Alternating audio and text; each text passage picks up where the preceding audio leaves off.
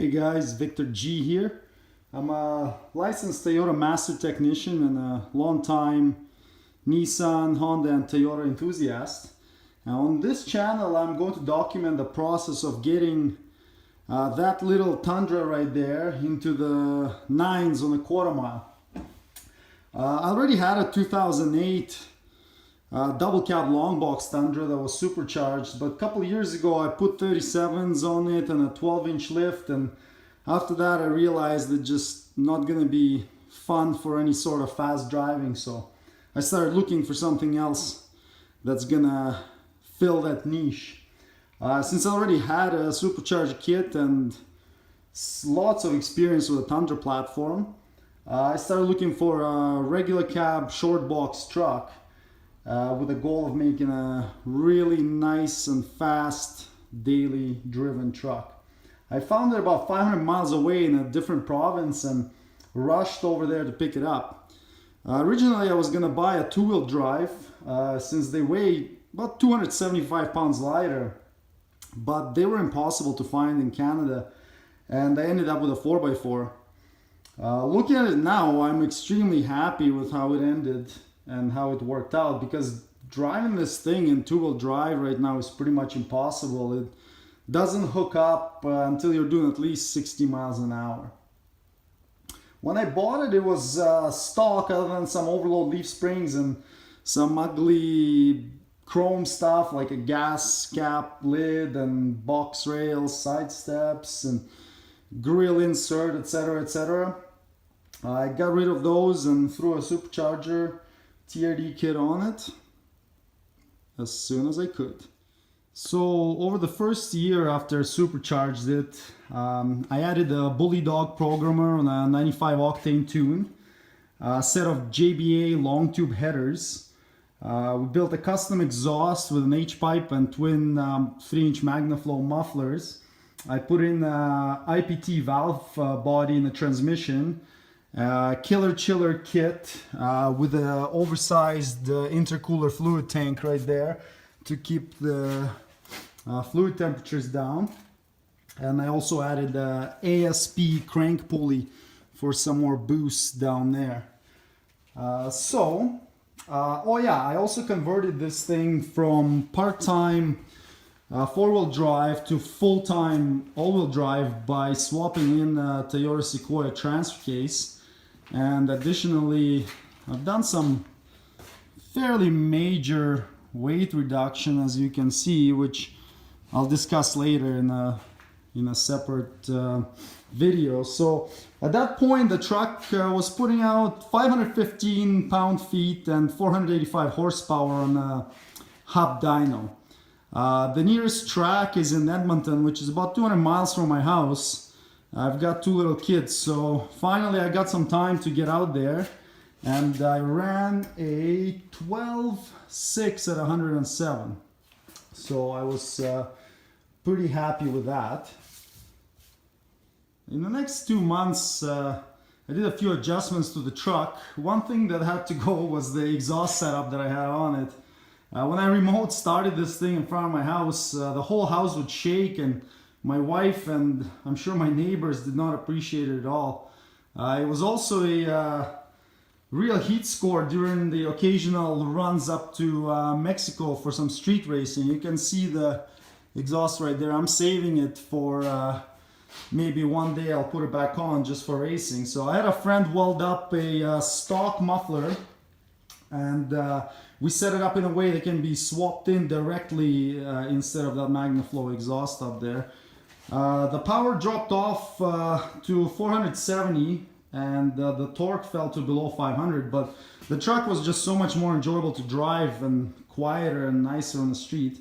I also took the Bully Dog tune off of it just for safety, but then I added 100 horsepower shot of nitrous, and on spray this thing put out 562 pound-feet and 570 horsepower.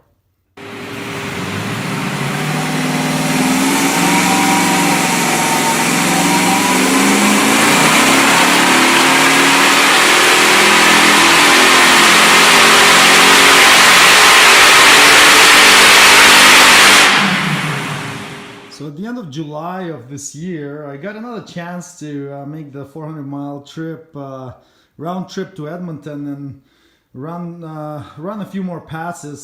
Since the truck was detuned now and it had the stock muffler on it, it only ran a 13-second flat at 106 on the motor. However, with a shot of nitrous, I pulled off my current best time of 12.3 at 112 with a DA of around 4,000 feet.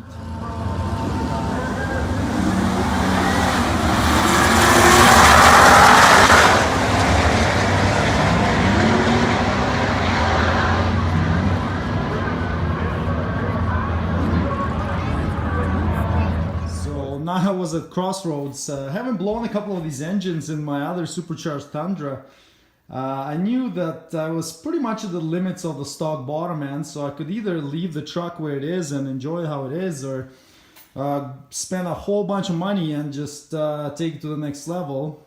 And obviously I chose to go with option 2. So here's some basic objectives for the build that I have ahead of me.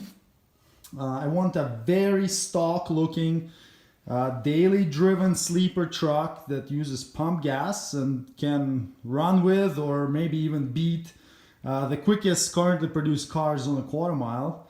Now if you're a Mopar fan, you think I'm talking about the Demon. However, if you're with me and the rest of the world, you know I'm talking about the McLaren 720S, which runs high nines right out of the box. To achieve that goal, I'm gonna need a built motor, bigger injectors, bigger blower capable of close to 1,000 wheel horsepower. I'm gonna need more weight reduction, more nitrous, custom dyno tune, drag slicks, and probably a built transmission if I wanted to make more than a few passes down the strip. So I started the process of getting all together last year, and I have an assembled low compression forged short block. Just finished porting and polishing the heads and waiting for everything to be machined and assembled. I also got some bigger nitrous jets. I did some more weight reduction, and I try to pretty much just keep a very stock look from outside. That's why I kept the tonneau cover so nobody can see what's under there. What else did I do? Oh yeah, the blower that I had on it before was a bit beat, and the Teflon coating inside of it was wore out. I installed a low mile 2014 model TRD blower with mint Teflon coating on it. I also added 84mm throttle body out of a Lexus LC500 and RCF. And what else did we do? Oh yeah, the so-called SABM, or a stock airbox mod right there. So pretty much you just add another 3-inch intake pipe in addition to the factory one that runs inside of your airbox and just helps get more cold air from the wheel well. With these mods, the boost went up by 3 psi to 10 pounds.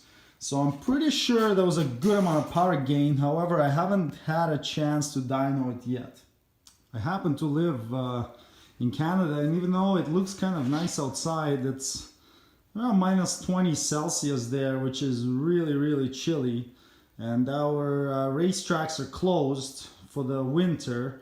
Probably will reopen around April. However, I did buy one of those draggy things that measures your quarter mile performance based on a GPS signal, and in winter, minus 20 on winter tires, I managed the 12.3 with no nitrous, which was my best with nitrous before. So I think it's definitely going in the right direction.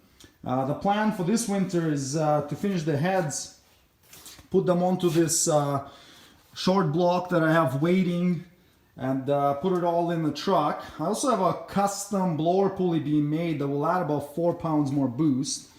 I've got nitrous jets for 150 and 200 horsepower shots, so we'll try those out too. So hopefully by the time the track opens in April or May, I should be able to hit low 11s.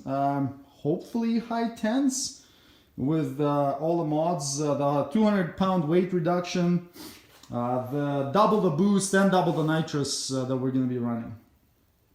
To get to the 9s though, I would still need around 20 grand more for a hair-up 2650cc blower upgrade, big injectors, fuel pump, dyno tune, built transmission, slicks, etc, etc. So stick around for the months to come and see what can be done to a 5.7 liter Toyota V8 if you put some love into it.